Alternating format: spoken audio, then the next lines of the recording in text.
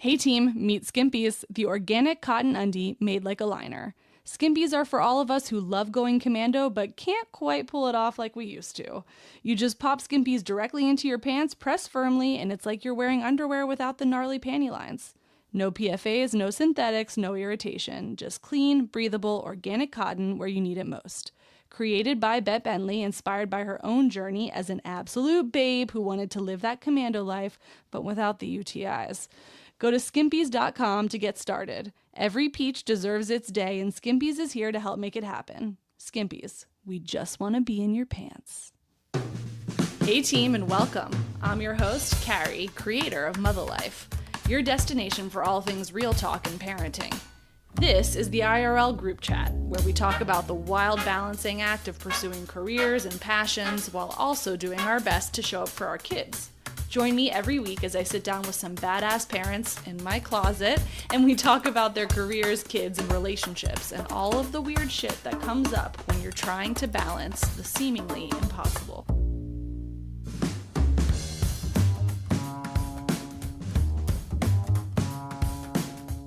Drive. It's an innate, unrelenting force propelling you forward. For those that are driven, it can be all-consuming. The what of what is driving you may change over time, but the need to keep moving forward, to keep moving at all really, that's constant. Being driven doesn't necessarily mean you move fast. It just means you move with purpose, towards something, even if the something keeps changing. When you become a parent, your experience with your own drive might be complicated. Maybe you want to recalibrate, be less driven and more, stationary in the moment. Maybe you want to be more driven because you feel a new kind of pressure to succeed at whatever you've set out to do. Maybe you just want to maintain the same level of drive to prove to yourself and maybe to others that you can and you're still capable. Whatever it is, becoming a parent is not a neutral act for those that are intrinsically driven. It adds a new factor into the calculation that maybe starts to drive you in a new direction, intended or otherwise. Consider this your friendly reminder to check in on your own drive. Does it sit well on the skin? Are you moving in the direction you want to? Today's guest had me thinking about drive because she's basically oozing it out of her perfect, tiny little pores. From growing up in a small town in Appalachia to growing one of the most exciting entrants to the skincare game in a long time, she's got a drive that's quiet, stealthy. She's not saying what she's going to do, she's just out there doing it. I could probably learn a thing or two from her on that one. Dr. Jessica Combs is co-founder and CEO of Dr. Diamond's Metacine, a medically inspired skincare line that is taking the skincare world by storm. And yes, it is that Dr. Diamond, the one from Dr. 90210 and Celebrity Plastic Surgeons, also known as her husband, a love story to rival a plotline from Grey's Anatomy. Together, the couple have built empires and legacies, a world-renowned facial plastic surgery practice, an institute, and a skincare line that's changing the game, all while raising their 2 boys in LA. Today, we peek behind the curtain at the big brain running the show. Enjoy. Are you ready? Yeah, sure. Okay, so welcome to the closet, Jessica. Thank you so much. Happy to be here. How many podcasts would you say come across your desk? Wow, that's a good question. I mean, previously when I was working as a doctor, probably 0. Now that I'm in my second phase of careers in life, I would say maybe a little bit more. Yeah, I feel like people really want to know what you're up to now with this, especially with medicine. You've got an interesting life. I'm so excited to talk to you. I love talking to people who are in a different chapter of parenting and parenthood and career than I am. You're ahead of me. Mm-hmm.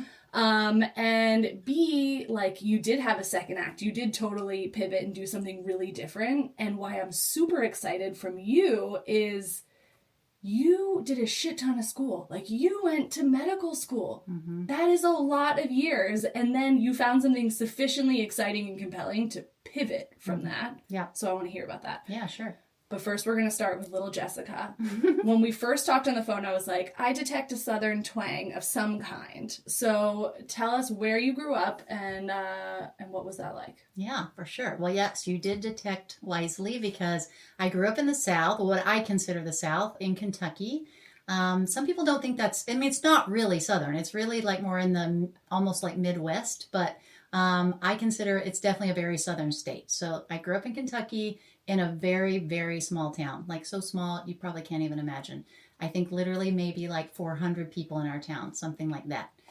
God. Yeah, so mind-boggling. And then I was sort of going along. My parents, were from that small town. I went to high school there, and then always along the way, I was thinking like, how can I get out of this little small town? Yeah. And so when I was in high school, I was always, a good student and really good at like math and science. And somewhere along the way, I thought like, being a doctor is what I wanted to be.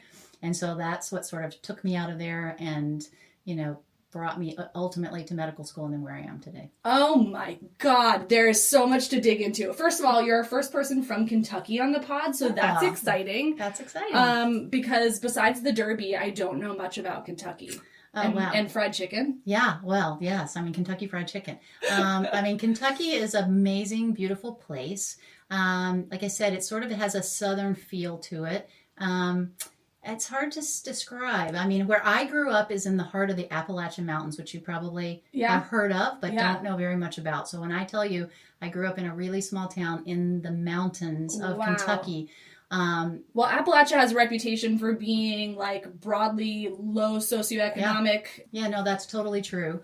The area where I grew up is definitely, it was a very low socioeconomic area, but there are, and there have been over time, there's a lot of like education that's trying, that people have tried to infuse into that area.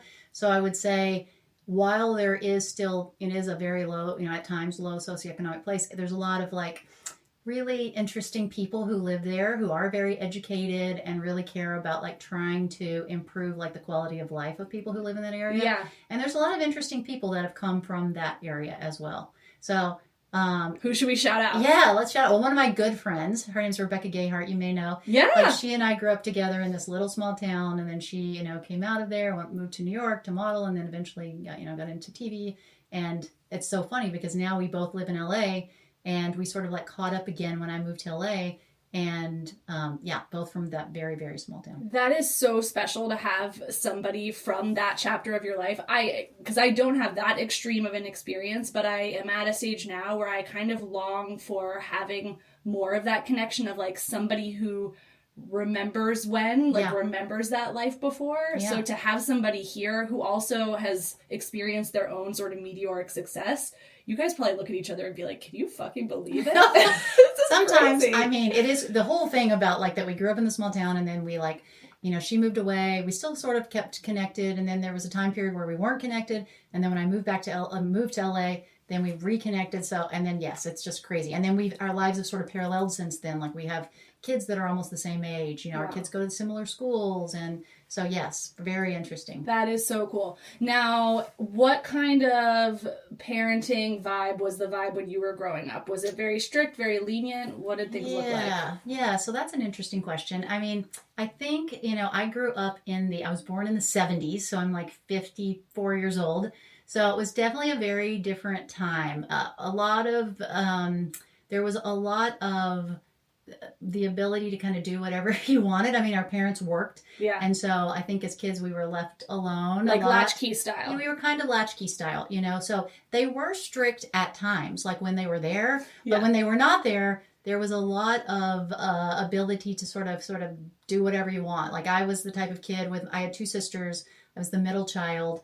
And so there was a lot of like playing outside, walking miles from home where our parents really didn't know where we were. And there were no phones or any connection. So when I think back, I think about how interesting that was because there was really no way for anyone to know where we were, what we were doing. So we just had total ability to explore and be independent. A lot of independence was built back in those days. And when grown-ups were around, was it very like, yes, ma'am, no, ma'am, yes, sir, no, sir?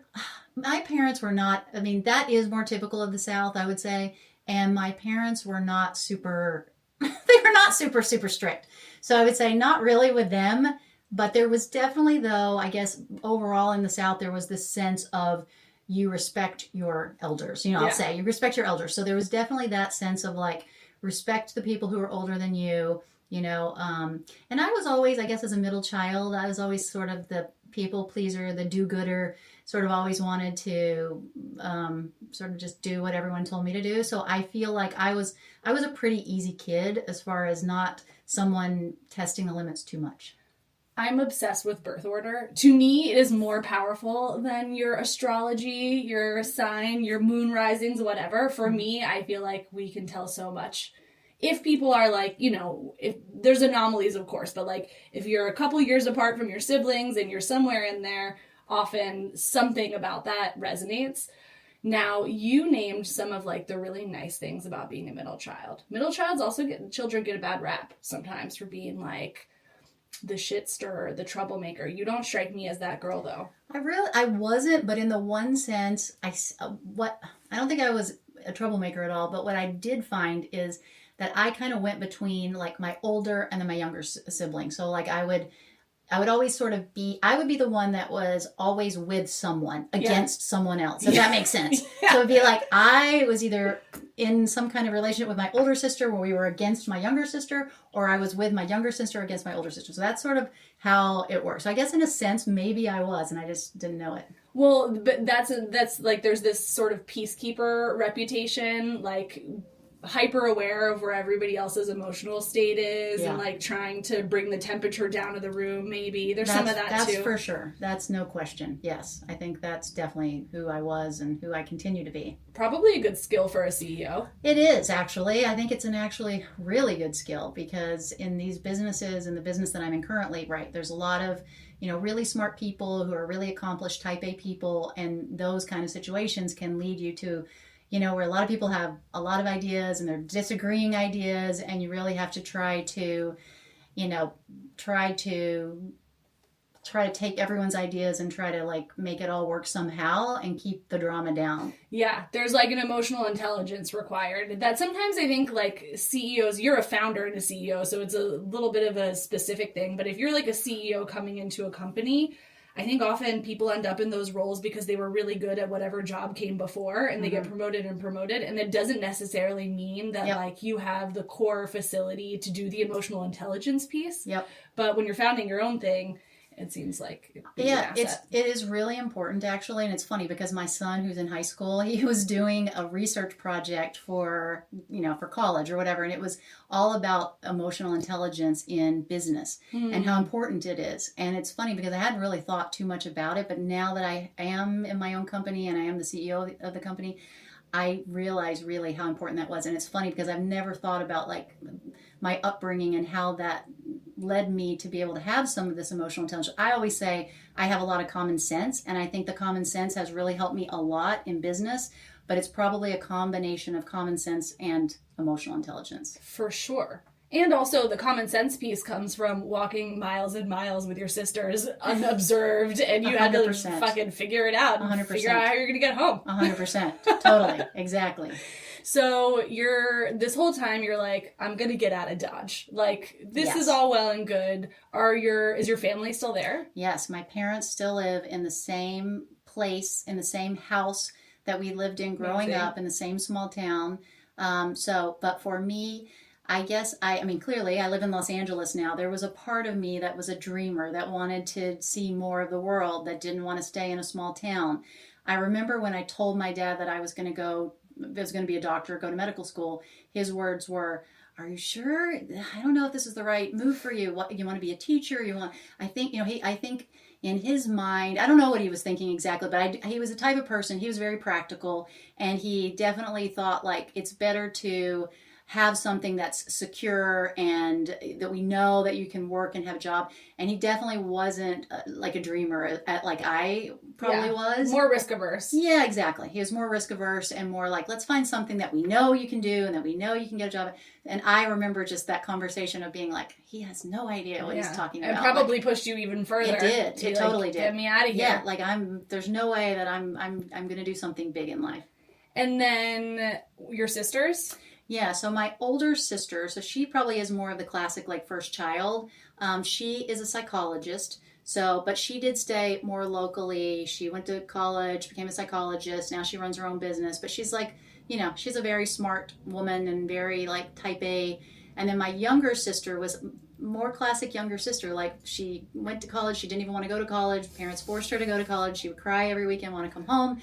And they made her go. And then after she got out, she really didn't have anything that she specifically wanted to do. And she kind of like worked sort of some different odd jobs. And, so definitely we were like the classic. The archetypes. Pretty much. I love that. Yeah. I mean, it's also nice to be surprised, but I think there is comfort. And because sometimes, like, you're thinking about, like, wow, I really went through some shit, or that was really hard, or whatever. And then you talk to people who have a similar birth order, and you share with them, and it's like the same thing. Yeah. Yeah, you didn't get listened to either, or like your extracurriculars you wanted to do weren't prioritized. Oh, okay. I guess it wasn't that my parents hated me. It's just that they were a stereotype. Managing stereotypes. I do think as you get older in life, like you think when you're younger that like all of these things are so unique to you, these experiences. And I'm sure there are a lot, and there are terrible things that happen to people, and there are things that are unique.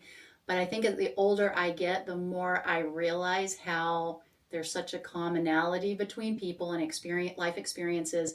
And there's a lot of them are just very cyclical, and they're also like exactly, it doesn't matter like where you live, where you came from. There's just a lot that we can all relate to each other. Yeah. And I think some of that also comes from, you obviously have like a very analytical mind, because you don't go from doctor to business. Both of those require a lot of like, strong analytical skill set. I think like the data is there, right? Like if you just think about the large data sets of people in the world who have like, the likelihood is there is more in common than there is different, right? Yeah, I think so. Just the statistical likelihood is much higher. I think so. Yeah, I think so for sure. But yes, I mean, I do think, like growing up, I don't know what caused my brain to work the way it does, but for sure I would describe me as very analytical. I mean, that's probably like, it's a great quality, but sometimes it's also a very difficult thing in life because I think a lot. I mean, I think too much probably, but I do think it benefited me for sure going to medical school and getting out and being a doctor. And it probably benefits me now in this job where I'm always thinking like 10 steps ahead, of like, what could go wrong? How can we fix it? How can we mitigate against something going wrong? So I think definitely like growing up the way I did, and probably just in the birth order and all the different things, I think it definitely led me to that. Much easier to do in business than in parenting, but we'll get to that. Yeah. So, okay, so you go to college, you go to medical school. What did you specialize in medical school? Yeah, so medical school, you don't, you don't specialize in medical school, but after you get out. So I ended up specializing in internal medicine and pediatrics. It's like a joint residency where you're basically, normally if you did internal medicine, which is for adults, it would take you 3 years to do that residency. If you did pediatrics, it would take you 3 years. So it would take you 6 years to basically do those two residencies. But this special program allowed me to do those two residencies in 4 years. Wow. And then basically you take the board certification in internal medicine and in pediatrics, and you're double board certified. So that's what I did. Wow. Yeah. So the interest there was like, I wasn't really sure what I wanted to do, but I liked the idea of just kind of knowing everything, or as much as I could. Yeah. And so it's called MedPeds. MedPeds is a program where you can sort of be like someone's general doctor. It's sort of the same idea as like family practice, but in a more like specialized way. Now, internal medicine and pediatrics both have the reputation of being like a fucking grind. Uh-huh. You are just like high patient loads, constantly needed. Like that is a grind. Yeah. When you started practicing, were you energized by that? Or did at some point you just say, actually, this is not so cool? Yeah. Well, I mean, yes, the medical school and the residency, definitely a grind. I'd say like one of the hardest things you probably can do in life, just emotionally, mentally, physically, the sudden realization. And if you do it like I did right out of college, you're very young, and you're sort of put in these situations where people's lives are in your hands. I mean, when you're doing pediatrics, you have tiny little 28-month-old babies where at night you're the only one on call, and you may have to intubate a tiny baby in the middle of the night, and there's no one but you. So this quickly makes you a very mature person. It makes you, it's a whole different world of like, I don't know how to describe it, but it's something that really like puts you through through the paces of like something very grinding and grueling. But in the end, if you can make it through, it really gives you so many life experiences that you can use in so many different ways.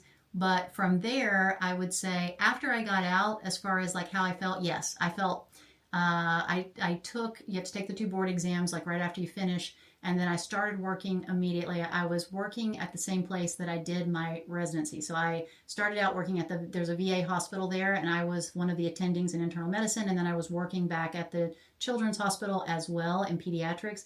And I did feel, after I got out and I studied for the board exams and I passed the board exams, I really felt like I was a super doctor. I felt like I knew everything. And it was so cool to go into practice and really just feel like you have all this information at your fingertips. You start to learn the art of medicine. You start to trust like your gut instincts. So it was a really cool time, and it was actually really fun. I think that was a great time. And when did your fellow Dr. Diamond enter the picture? Yes. So when I was in residency, so it was literally our first day. It was the first day of what's really called your internship, because it's the first year of your residency. We met at the same place. We were both doing our residency at the same place. And literally we sort of like were there. We kind of locked eyes across the room. Oh my God, I was like Grey's Anatomy. It was very much Grey's Anatomy. It's Yes. like he's a very handsome guy. So I'm across the room. You know, next thing I know, like I'm in the next, we were in an orientation for residency. And so we moved on to the next whatever class or whatever we were doing. And like he suddenly appeared beside me. He was sitting in the seat beside of me. So we sort of got to know each other. So really from day one, at the time, I think I was dating someone else that I had been dating for a while. And so clearly, I mean, he was interested. I thought he was very handsome. And then during that first year of our internship, I broke up with the other person. And it's kind of a funny story. It's very Grey's Anatomy. One of my friends, I guess, had told him that I was no longer dating the person I was dating. So he paged me. Remember pagers? Oh my God, yes. Okay. My dad is a doctor, and I remember the pager always being in the table. Like, Yep. I mean, nowadays they don't even know what a pager is. Yeah. But so he paged me on my pager and basically said, "Hey, I'd love to talk to you," whatever. So he ended up asking me out from paging me. So love it. and the rest is kind of history there. So he's your McDreamy. Kind of, pretty much. Mm-hmm. That is really adorable. And where did he grow up? He grew up in New Jersey, Okay. right outside of the city of New York City, in a town called East Hanover. Yeah. And then he ended up he did his college and medical school at the University of Rochester in upstate New York. So cold. very extremely cold. And then after that, he went on to he knew he wanted to do facial plastic surgery. Like his whole story is that, you know, he came from sort of similar family to me, like a working class family. But he had an uncle that was a doctor. He was a gastroenterologist. And I guess during maybe college or maybe high school, he spent some time with him and really started to think like, hey, this seems cool. This guy's going to work every day in his pajamas because he's a gastroenterologist. And he thought this could be cool. He was doing procedures. And then, so from there, you know, decided to go to medical school. And then while he was there, he met someone who was a facial plastic surgeon. And that guy had trained at where I was at the University of Kentucky. And it was a program where a smaller program where the doctors the residents that go there get tons of training, like hands-on training. So that's why he ended up going there. Wow. Yeah. And while you guys maybe in some ways had similar upbringings, I imagine in many other ways had really different upbringings. Yes, totally. Like, okay, the fact that he was from New Jersey, I was from Kentucky, that he was a Jewish Yeah, I was going to say, kid. you don't strike me as Jewish. No, in Kentucky, as you know, there's not very, very many Jewish people. Though there are some. There are about 5. They don't know Maybe each 5. other. Yeah, maybe 5. So yes, it was a very very different upbringings in that sense.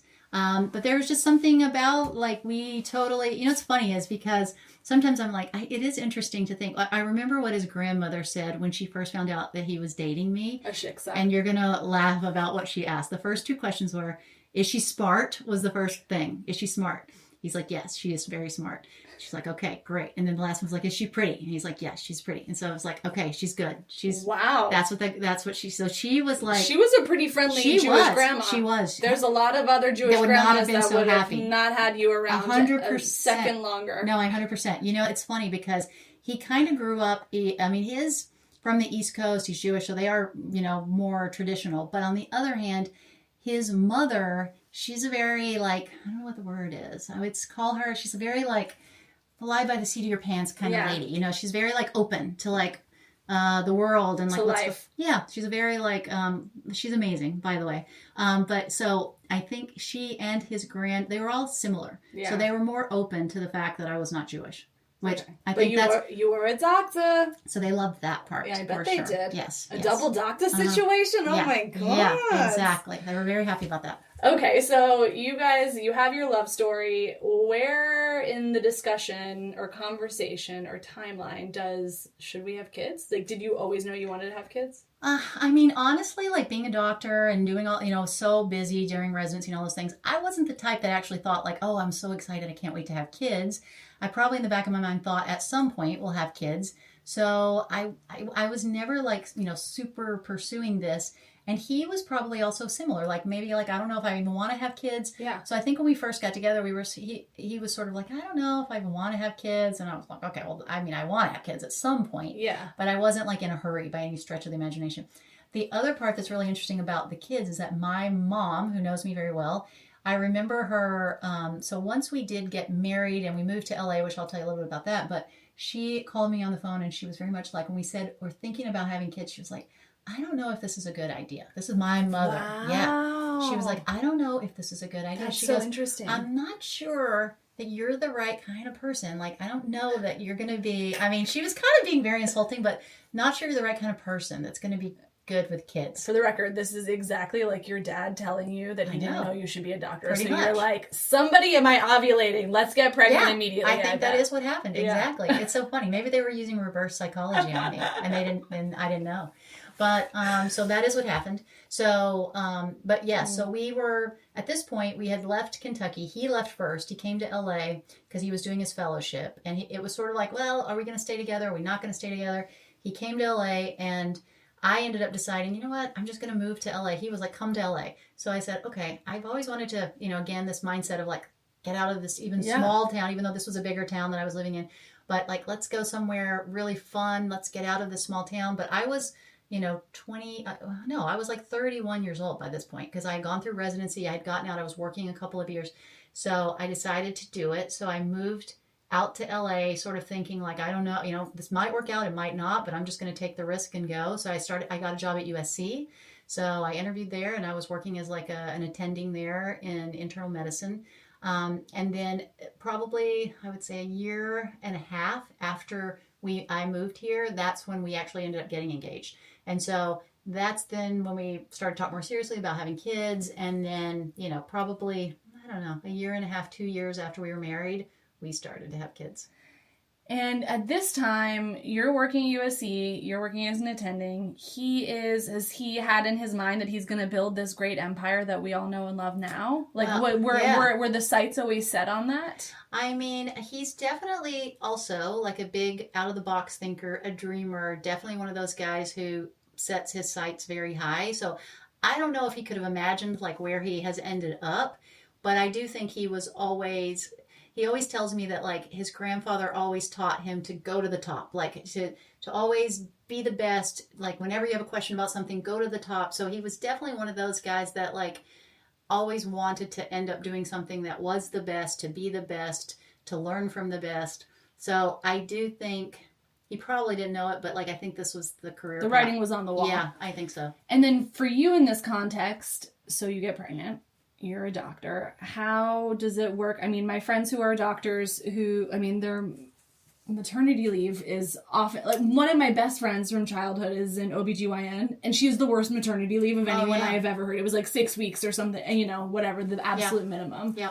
What was that experience like for you? And were you thinking, I am ready to get back to work, or did you want to be home? Yeah, so that's an interesting thing. So I had I've been working for a couple of years here and already, he was practicing now in practice and doing very well. And we started to realize that literally like in 1 week, he could bring in as much money as I could, like literally for the whole year. And we also, in all these jobs where you're working for other people, especially as a doctor, there's so many restrictions to like vacation time and all these kinds of things. So it's a very literally like you're planning out your vacation at least a year in advance. I mean, so this is, and you're taking call at night and just there's so many difficult things about being a physician that a lot of people may or may not know. And so I think we were already starting to think like, how does this work together? Like he has a lifestyle and he's starting to build this huge practice where he's totally flexible. He can go and do whatever he wants to do. And I'm very restricted. So we were already thinking about, even before we thought about having kids, is this like, right? And so around the time that I think I was basically either pregnant or we were trying to get pregnant, I think we just decided, you know what, it makes more sense for me to leave my job as a physician, go and start helping him in his practice. At the time we are thinking like, okay, I'll help him financially run his practice. I'll do like all his pre-op physicals. I'll do other medical things within the practice. He was doing like some research studies. So I was part of like some clinical research studies. So I ended up leaving because of that. And then after that, we had our first child. I mean, I was like 37, I think, when we had our first child. And, it was not everything that I thought it was going to be, in the sense of, like, again, I told you, I wasn't really like the type of person just wanting to have a child and get pregnant. But we did get to the point where, yes, I was interested. I wanted to have a child. So it was a little difficult, like when I first had Jake, my older son, because, Jason was continuing on with his career. He was going to work every day. And I was the one like staying home and taking care of our son. And it was a little hard. I will say the transition was hard. I'm sure it is for a lot of women who work and have a lot of identity in their work. Yes. That it was hard to feel like my identity was gone a little bit. And the whole genesis of this podcast is that moment for me, where I was just like, I was public policy Dr. Carrie Sealander before, and now I have a kid, and like nobody really gives a shit who I am, and like or wants to talk to me about anything other than my kid, who obviously I love very much. That goes without saying. Yes. And also, I spent my whole life. I think I had my first around the same age. Like I spent my whole life up until this point working. And like investing in myself. Yeah, totally. And now nobody cares about that. Yeah. It was really infuriating, actually. Yeah, that's so funny, because I would say I felt exactly the same way. Yeah. I remember we had a lot of arguments like at the very beginning of, just, I don't know, I felt kind of trapped. I don't want to say I felt trapped, but I felt a little trapped. Like he was out going to work and enjoying and doing the things, and like I was at home, and like I did feel a sense of being trapped. But thankfully, whether that was postpartum depression or was it just this, like you're describing, like the sense of like had so much identity wrapped up in like all these years of working and of like you said, that sort of self caring for myself and investing in myself, and then suddenly that was completely changed. So I definitely felt a lot of that. But I will say, I started to figure out, and you probably have too, like ways to feel good about myself in other ways. I joined a lot of these baby groups and other groups where I started to meet other women who sort of were going through the same thing. And I do think that really helped me a lot. I would say that's the one awesome thing about living in LA, was there's so many different groups of women like me. Yes. That helped me. I think if I'd been in a small town and going through this, it would have been way, way more difficult. For sure. Yeah. And I think also, like, you have the added layer of when you're a doctor, a medical doctor, there is this like place in society for medical doctors. We revere them. We view them in a certain way. I mean, this current political climate aside, in general, there's this like status symbol with being a doctor. And so I feel like that would even make that sort of choice that much more dramatic. Yeah, it was. And it was also hard because you mentioned this earlier, but like my dad, now he's evolving through the years, but then it was like, okay, now he got used to me being a doctor, Right. And so now he was very much like, wait, you went to all of this school, and why are you going to give this up? Like, how can you give this up? And, so that was also hard, like feeling kind of like you're letting your parents down, or you're letting anyone down, even yourself. Also, like, I had a lot of relationships with people that I have built who were mentors, like in the medical field and things like that. Also, there was this sense of like, wow, even those people, like my peers within the field, like, what are they going to think of me? Yes. Now that I'm no longer working as a doctor. Yeah. So there was a lot of that for sure. But it's a mind fuck what you said. You're like, he could make in a week what I could make in a year. Like, I do think that calculation comes into play for a lot of couples, especially when you're thinking about childcare. You're thinking about the flexibility of somebody needing to be able to pick up the snotty nosed kid and the whatever. Yeah. Like, somebody needs to be the swing person. Yeah. And often, like, it does come down to a financial calculation. Yeah, true. So, it isn't always the woman. Sometimes it is the man, but right, I think a lot of it does come down to that financial calculation. And that was hard for me, too, because I felt like, wow, I went to all this medical school. I spent just as much time as him. Maybe I'm smarter than him. But yet, like, here I am. I chose this direction, and I can only bring in this much money. Yeah. And he chose this direction. And so there was a lot of that. And I don't want to call it, like, but every couple probably deals a little bit with this competitiveness nature. And I'm pretty competitive. And I will say that, like, there was a little bit of that also that was hard for me. Well, it's the thing of, like, I think in every relationship, there's this thing of like whose priorities matter more, because there's that constant thing. And when we get to your chapter now, I know that we talked a little bit on the phone about how that's like recalibrating a little bit. Yeah. But like whose priorities matter more can feel like an expression of who matters more. Sure. And it's like, you know, my husband works from home, I work from home. Still often I am the one that's like, if there's a sick kid at school, running over to pick up the sick kid. Right. And it is still something I'm working through of being like, but why does it have to be me? Why is it me? Is it because you make more money? I don't know. I don't know what the math is on that. Yeah, I think that's true. I will say, as time has gone by in our relationship, I have started, one, there's a lot of things at the beginning of a relationship that you just let go. You have to let go. If you want to be in a successful marriage and relationship, some things you just have to let go. And so I did let a lot of that stuff go, and I was happier because, you know, like sometimes it's like your own happiness is based on like you not letting, I mean, it can be based on whether you let things go or not. So I think letting some of those things go was helpful. And then I think as time went by, I also started to understand that like, okay, my skill set is actually just helps our family when I'm the one, because he can't do these things. Yeah. So I have to do these things for our kids, for our, you know, I'm the one that manages all the money in our relationship. Team. Yeah. And, you know, that's not typical that the woman is managing all the financial aspects of the thing, but we, over the years, and I think this is why we've had a successful marriage, is we started to figure out like what are each of us good at. And I've started to let go of anything that I thought was not my role, but like, okay, I am good at this, so I'm going to do this, and I'm okay with that. And he's good at these things, and he's going to do that, and that's making a happy, successful marriage. You're the team. Do you give him a good allowance? I do. But the thing, what's so great about him is he requires like zero money. He's like one of those guys who he could care less if he has anything. He really doesn't spend a lot of money. He's super conservative. Thankfully for him, because I'm the opposite. I love to, you know, I love clothes, I love shoes, and like we are a good combination because it balances out. It does, yeah. He just wants to like cold plunge or whatever he gets that's all he cares about. If we can give him a cold plunge or a sauna, he's good. Yeah. So, and then the other aspect of this is, as all of this is going on, you're raising your kids, and his like public profile is increasing. Yeah. And you're like this mystery woman in the back, like running the show. Mm-hmm. Was it sort of a surreal experience to watch your like guy who's paging you in your residency come up to now be this guy that like everybody knows who he is? Yeah, I mean, we didn't talk about this, but we were on a television show like after we got to LA called on E! Called Dr. 90210. Oh my God, of course, yeah. Okay, you remember the show? Yes, of course. Okay, so this all ties into this because when I moved to LA, this was before we had kids, but he, again, out of the box thinker, started somehow they broached him about being on this reality show, which back then reality shows, this was really early on in reality shows. This was like Big Brother era. Yes, totally, even before that. So he was very much like, I want to be on a reality show. I want to be on the show because it's going to showcase my surgical results. I was like, are you crazy? Like, who would want to be on a reality show and show all of their personal life and all this stuff? Somehow, though, he talked me into this.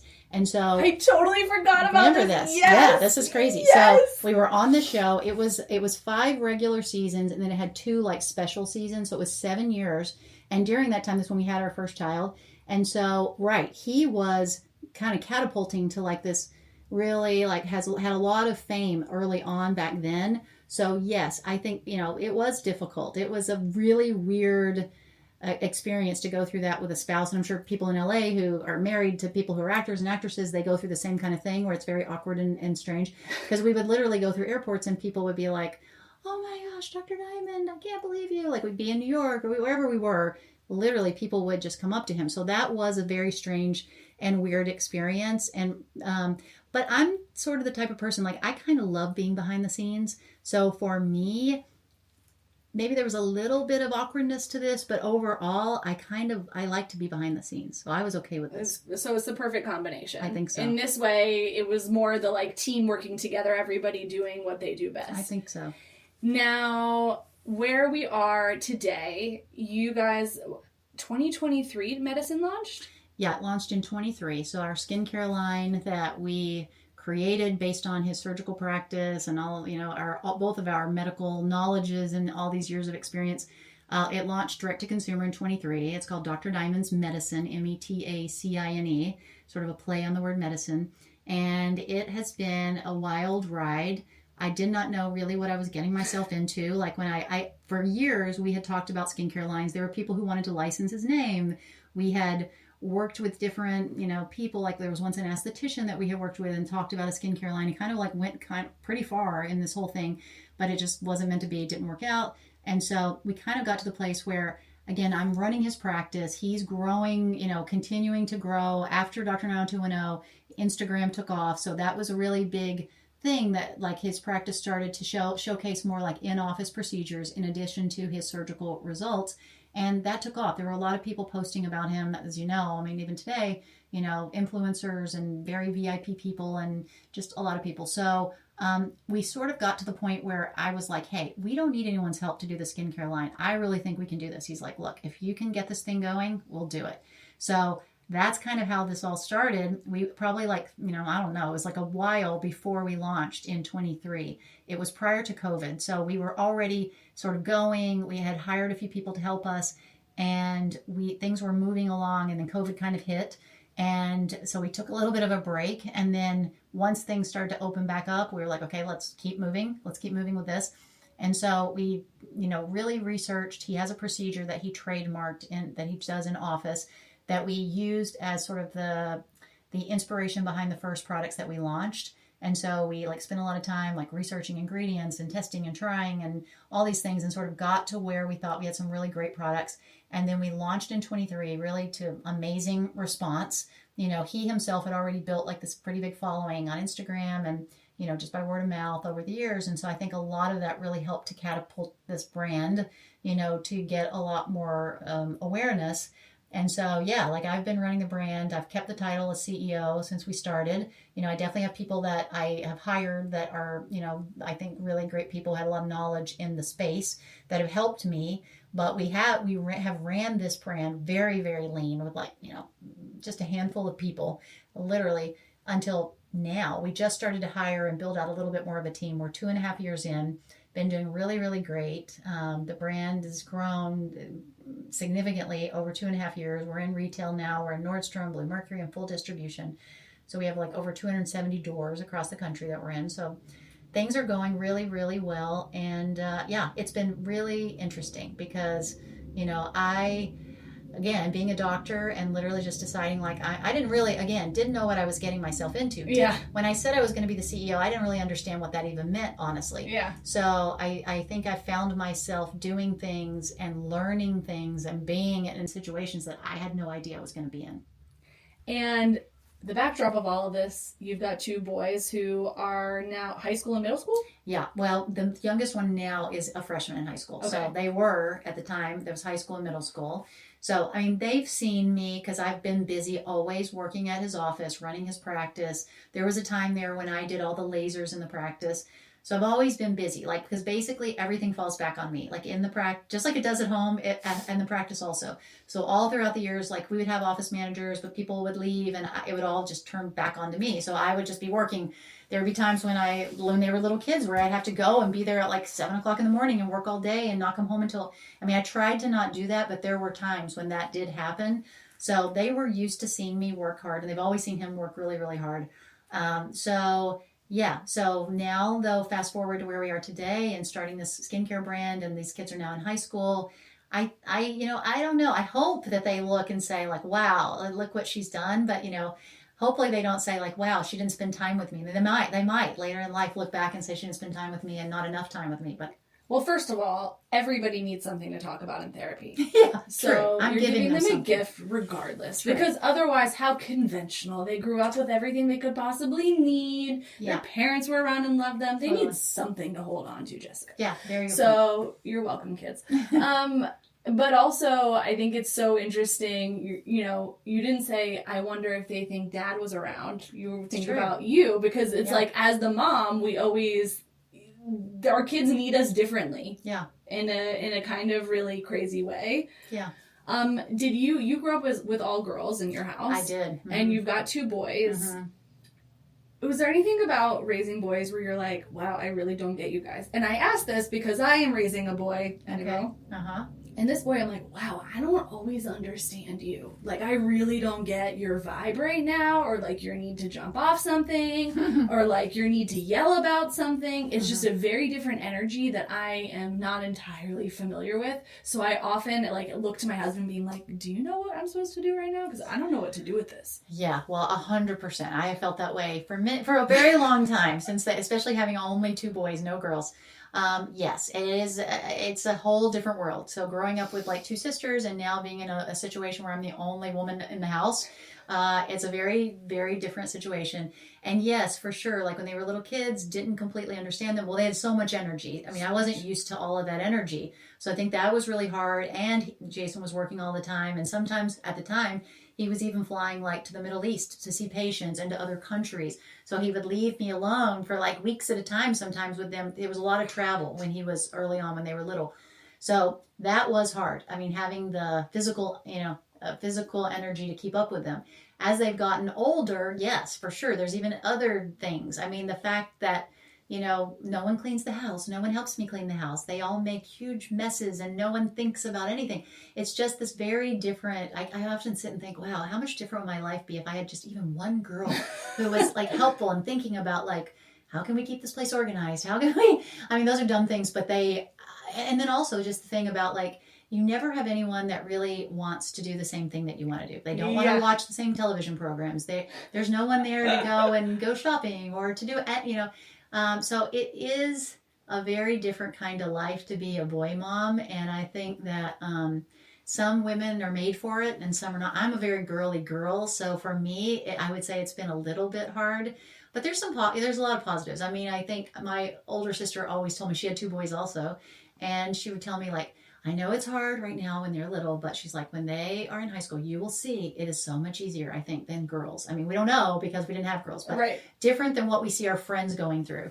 And so I kind of have held that, like, you're just like holding on to the kernel that you have. But I think that maybe this was a little bit easier, but I can't guarantee that. So I'm not 100% sure. Especially now that you're in this like CEO busy era. Yeah. So maybe there's a gift there. Yeah. But you also mentioned at some point that the division of labor, like you're having to travel more now. Like he had to travel more when they were young. You're having to travel more now. Yes, that's true. So do you guys ever have conversations about division of labor, or does it sort of just fall into what needs to get done? Well, I don't think we necessarily we're not the greatest at like communicating, like having these like family meetings where we talk about division of labor or anything like that. But I definitely feel the swing back the other way. So I will say that, and it's kind of interesting because, okay, we're like in midlife, like I'm 54, he's 55. So I do think there's a difference now. It's almost like it has come full circle in the sense of like, I'm working more, I'm traveling, and he's the one staying home and there for the kids. Now, I will say at this age, what he's really great about is being and he needs it. He needs companionship. Men need companionship, and boys and their fathers, if everything goes well, they can really be companions for each other. And I think that that's kind of so when I leave, as far as like anything really getting done that they need, it probably just doesn't happen.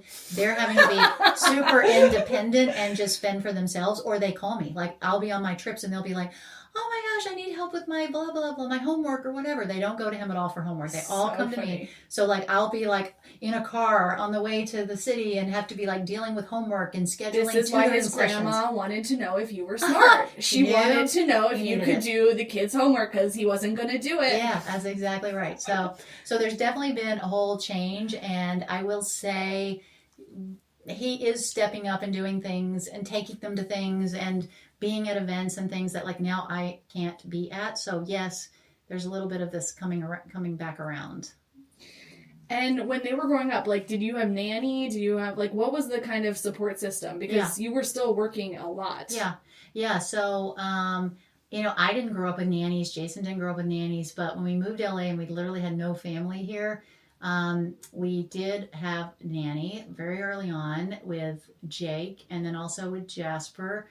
And actually, there's a lady who works for us today who has literally been with us since Jake was a baby. So she's been with us for 17 years. Wow. She is literally like family. She's literally like their second mom. That's the best. Yeah. So we were lucky enough to find such sweet, tender, warm-hearted, caring people to help us that because it was hard. There's no question. Like living in a town where you don't have family, and how they say it takes a village to raise kids. And like in this town, especially. This town, especially, yes. Yeah. So the fact that like, right, it's very difficult, and especially when you're, I think for me, moving to LA was like, it's hard to make friends, etc. You start to make them more when you have kids, and you get some, and then as they get older. But when they're young, even then, it's hard.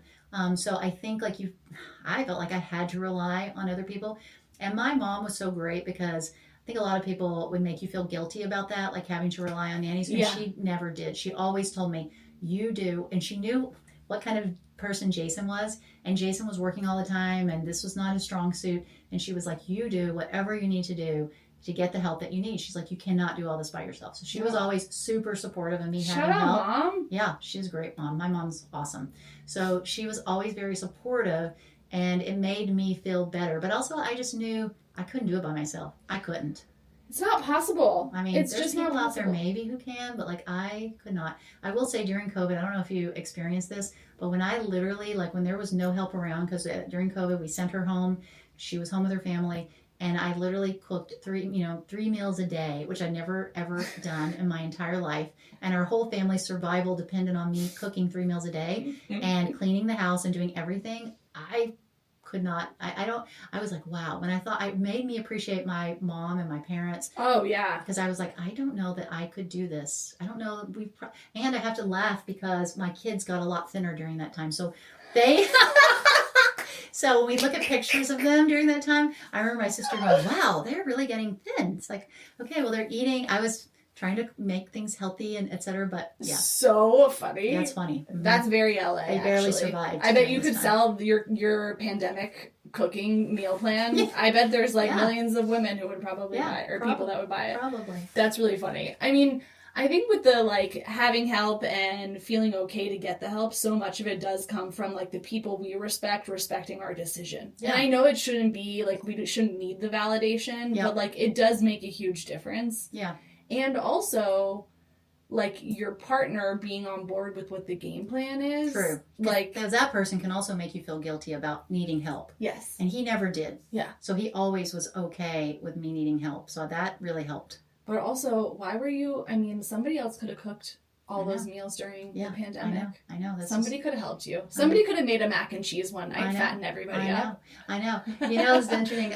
Some of it, though, and you probably know this, but, like, I'm a type A personality. I'm very... I don't want to say a control freak, but I will say that, like, some of this is because I don't know how to let go and let someone help me. Yeah. So a lot of Classic. So a lot of this is because... I don't always know how to let go and let someone help me, and I don't know how to ask for the help that I need sometimes, especially when it comes to your husband or your kids. But, I mean, they did help some. I can't say that they didn't do anything, but I did a lot of it. Jason's going to listen to this. I know. He's not going to love this. He's going to be like, what? Exactly. So, but okay. We welcome his rebuttal whenever he wants. Sure, he can come in and give his rebuttal. But I will say that now that we're, I'm in the midst of the skincare line, because people often think like, oh, as your kids get older, you won't need help. Okay, but we still, because I'm working so much, I mean, I'm working more now than I've probably ever worked. I mean, as much as probably I did when I was in my residency or close. Wow. So I'm sometimes working like 10-hour days. When you create a business and you really are passionate about what you do, it is very hard to turn it off. And I'm the type of person who I just want to do better. I think we can always do better. I want to improve things. I want to grow this company. And it is very hard to turn things off, but now I find that I need as much help or more almost than I needed when they were little kids. Yeah, I believe it. Yeah. And now when you think about this next chapter, because soon it's not going to be that many years before you're empty nesting. Mm-hmm. Yeah, no, we're very close. We're like not completely 1 year away, but 1 year away from starting to see what this could look like. Yeah. What are you thinking about that horizon? It's kind of scary, actually, because I do not, you see other people talking about it on social, and you can't really imagine. I mean, my older sister, her kids are older now, so I know a little bit about like what they went through. But yeah, there's a little bit of fear of like, okay, how will our relationship go when we're empty nesters? Or, yeah, I mean, a lot of things, even business. And I mean, I could see us continuing to because we're both kind of workaholics, so I can see us, just working so much. But it is a little scary. Do you guys go on dates? We do. I mean, we used to be really good. Like, we used to have like a weekly date night. But I will say, since COVID, we really got out of that whole, and we still do some, but it's probably more like once a month, not once a week. You know what? It could be worse. Yeah, could be worse. And then with the boys and like the feeling of, well, at least the first Jake, right? Yeah. Heading off to college first, or assuming that's what he's going to do. Yeah. Do you have a sense of like the types of things they might want to pursue? And do you like have any sort of hopes for them for this next chapter? Wow, that's a big question. It's been very interesting because our kids, you know, we thought like, we were hoping that somebody would follow in our footsteps, maybe become a doctor, be interested at all in science. They do not seem to, at least the older one doesn't seem to be at all. Like, we, many times throughout the last like 4 years, my husband Jason has asked him, hey, you want to come in and watch a surgery? And he has literally never, ever, ever come in. Now, his friends have come in. We've had multiple friends who are like interested. They want to be a plastic surgeon. They've come in. They followed him around. But our older son's like, no way. Okay, you're going to find this very crazy. But he, 2 doctors kid, he wants to go into the military. He wants to be a special forces guy. He wants to be like a Navy SEAL. I'm like, okay, do you understand that this is not like what it looks like on television? This is not like, you know, you see a lot of things. He's like, I understand. I listen to podcasts. I follow, you know, he thinks he understands. But so very different. But we talked him into, we said, look, you have to go to college. You know, ROTC or something. We said, go to college. And then if you still are interested after you get out of college, then, you know, we can't, you'll make that decision. We can't make that decision for you. So he ended up, we hired like a college counselor who's really smart. And she sort of listened to everything he said and was like, how can I take what he's really passionate about and turn this into something that will, like, you know, get him into college? So she ended up, they decided to apply to programs. He applied to like a Homeland Security program at Tulane. He applied to USC has a cyber security and intelligence program. Like UNC Chapel Hill had like a war, peace, and something. So I was like, okay, this is kind of interesting. He was very excited about it. So he ended up applying, and he actually just got in early decision to Tulane. So yeah, we just found out. Congrats. Yeah, so we like the pressure's off. Phew. Yeah, so he for now is going to college. He's going in this Homeland Security program, which sounds very interesting. You know what? I weirdly understand his impulse. So I didn't, not for my undergrad, I like thought I was going to do fashion journalism, but for when I was going into my graduate studies, I like wanted to do war studies. I was very interested in the anthropology of the military. That's like him. He very loves the military. Interested in that. And I can't really explain why, conflict resolution, all of this stuff. So I do kind of understand that, and like for you guys to know, there's lots of other things you could end up doing that are not the military. Yeah. And also I do feel like he has grown up super privileged in a place where he's had every opportunity, and I think sometimes for kids like that, they want to figure out a system that is completely merit-based to prove themselves. Mm-hmm. That could be it. And so, like, I don't know what kind of kid he is, but, like, there is also that thing of, like, I want to go somewhere where it doesn't matter who my parents are or how I grew up. I start at the bottom with everyone else, and I have to prove myself, and there's no way shortcut for me. Well, he says a lot of times, because we try to get to the bottom. Well, first of all, it is very interesting, because from a little child, he was reading books about World War I and World War II. His grandfather's like a history buff. This is Jason's dad. So he always heard all of this. And he knew from an early age, he knew everything. He knew like all about World War II. And not just like, he knew about like the military like techniques, the strategies and things. So he was very interested. And so then it kind of died off a little bit like through middle school. And then it kind of resurged back in high school. And so it's kind of not surprising because it is consistent with what he was talking about and liked as a kid. He was talking about recently, like, why would he want to do this? And he said, you know, it's really about like proving that I can do something that seems so hard that I have to mentally and physically sort of put myself to the test. I was the exact same. Okay. Like, I applied. Initially, after college, I moved to Hong Kong, and I was like, I'm going to make it as a reporter here. And then I did that, and I was like, but I can still order McDonald's at 2 a.m. if I want. Like, that's not hard enough. Then I applied for the Peace Corps, and I was like, okay, I'm going to go to Ukraine. I'm going to, like, that ended up not happening for some Crohn's-related reasons, but, like, I had this really deep thing of like, I want to see what I'm made of in the hardest possible situation. I think that's exactly what he feels. So I totally relate to that thing. And the good news is there are lots of places to do that. Yeah. Military, fine. We had a military colonel on the show who was super interesting. But there's a lot of other places to do that too. Yeah.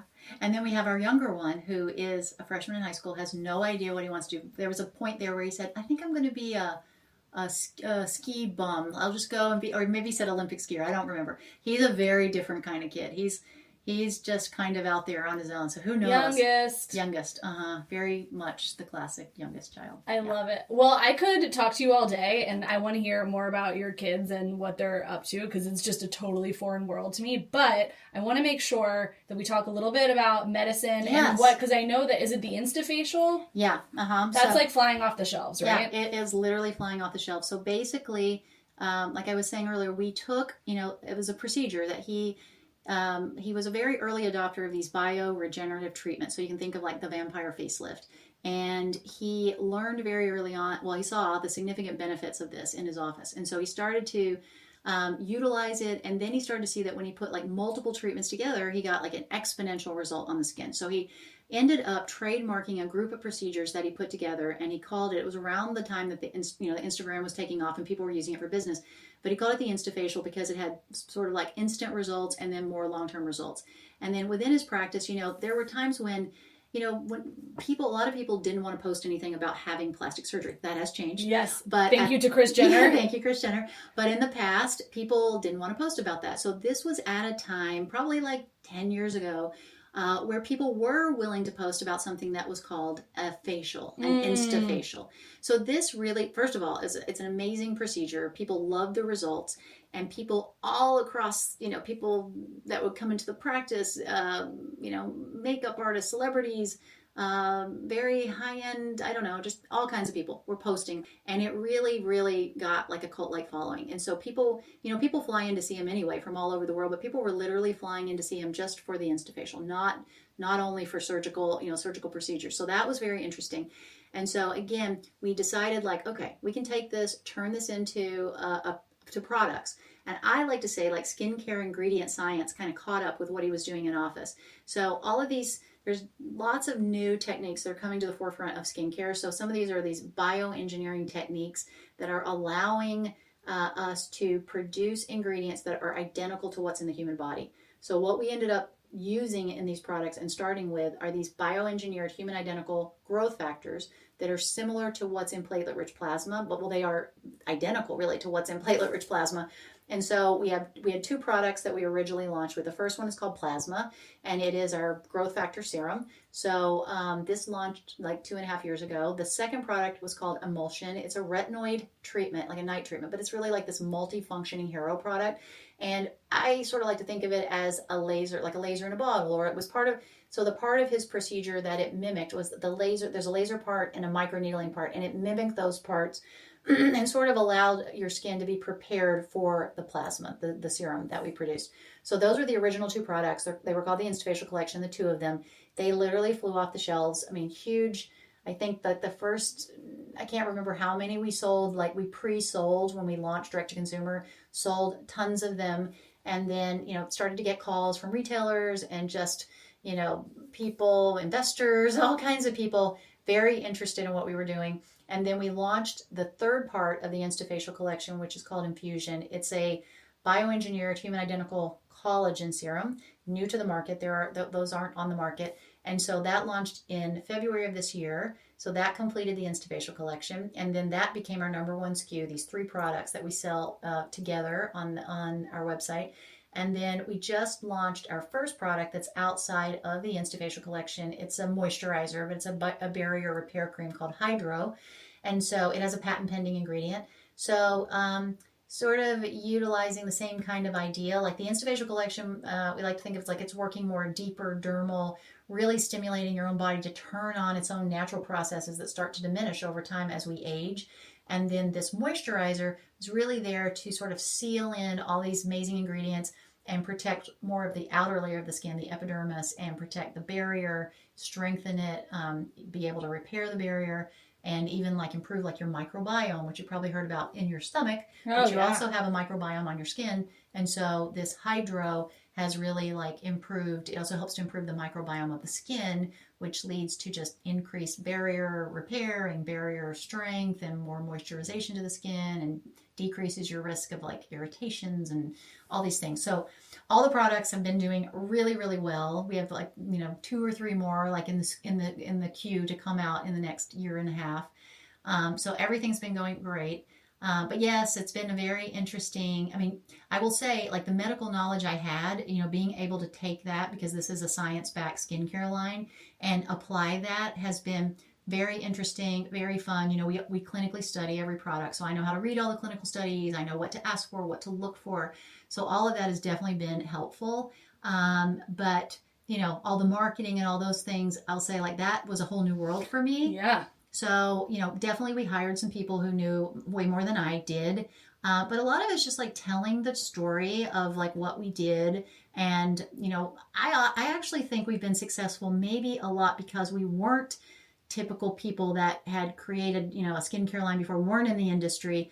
And I think it kind of helped to disrupt the industry a bit, to come at it from a slightly different perspective, like where literally, this is coming at it from like a doctor's lens, from Dr. Diamond's lens, from my lens of like, and his whole history over these years of these bioregenerative treatments.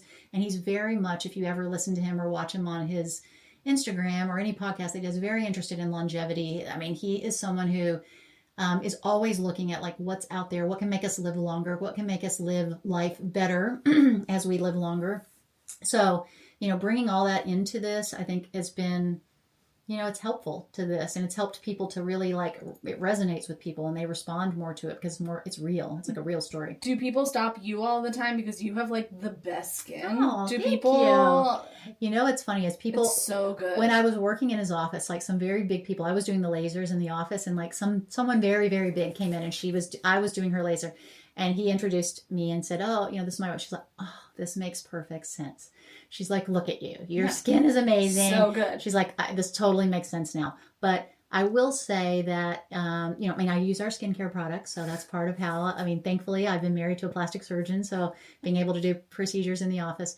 But like, yes, the thing we hear all the time, I don't necessarily get recognized. I have in the past, because when I was on Dr. 90210, occasionally, but more so now we'll walk through the airport and someone will yell across, "Dr. Diamond, I love your skincare. It's changed my life."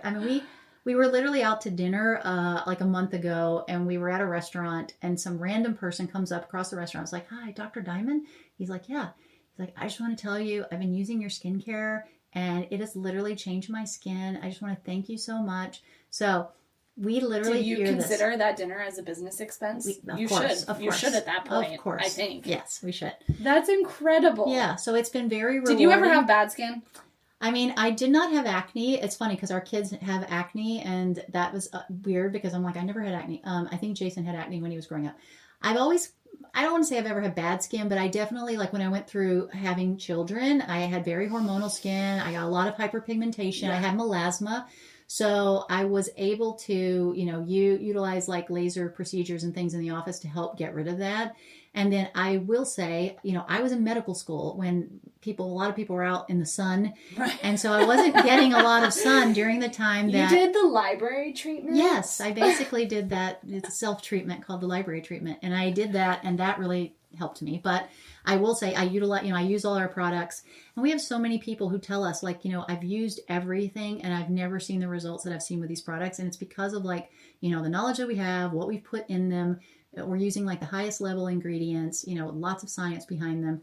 And that has been super rewarding to hear people. I don't get to hear it very much because I'm inside all day working on Zoom meetings. But when I am out, and I get to hear it, it's funny because Jason was saying like, I'm in the office all day. I get to hear people come in and say, "Wow, your skincare line is amazing. It's changed my life."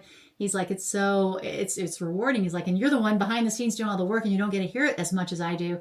But we do hear it a lot. Like we still get to hear it. Like if we're in the amazing. Well, I can't wait to try it. Yeah, I'll let you know, guys. I'm gonna send you some. This was such a treat. I'm so excited for people to check it out. I love talking to the woman behind the curtain. Like we're really demystified so much of this. The marionette holder here that is pulling the strings to make all of it happen. And I just love hearing that, like, you can't have it all, but you can't have it all at the same time. That common adage. It's just like wonderful to see you at this stage of both parenting and career kind of coming into this is your moment now. Yeah. I mean, it feels that way. I will say, I have a lot of friends who are my age. They're going through menopause. And a lot of them are like, I'm bored. I don't know what to do. And I'm like, wow, I can't even imagine being bored. Yeah. So I think in a way, even though, like I said, this is way more than what I thought it would be, I will say that doing something at this age and really being able to own something and being super involved and trying something completely new and so far being able to be successful in it and be challenging is like really rewarding at this time of life. And I do think like I count myself lucky actually, because I feel blessed to be able to be doing something that is challenging and, rewarding at the same time. I love it. Well, from Appalachia to Beverly Hills, here we are. We did it in like about an hour. Pretty good. I'm so excited for people to hear this and for to check it out. I'm going to put a link to Metacine in the show notes and to anything else you tell me to put in the show notes. Okay, awesome. Okay, great. Thank you. This was awesome. It was great. Thank you so much. I had such a good time. Yeah. Team, I need your help. If you love it here, please like and leave a review on your favorite podcast platform. Subscribe to the Substack for full access to this episode's show notes and join the discussion. And of course, follow me on Instagram at mutha, mutha.life for a daily look at all things mother. Thanks for listening. Be sure to tune in next week for another Chat in the Closet. This podcast was produced by Mother Life, music by Ronan Landa. See you next time.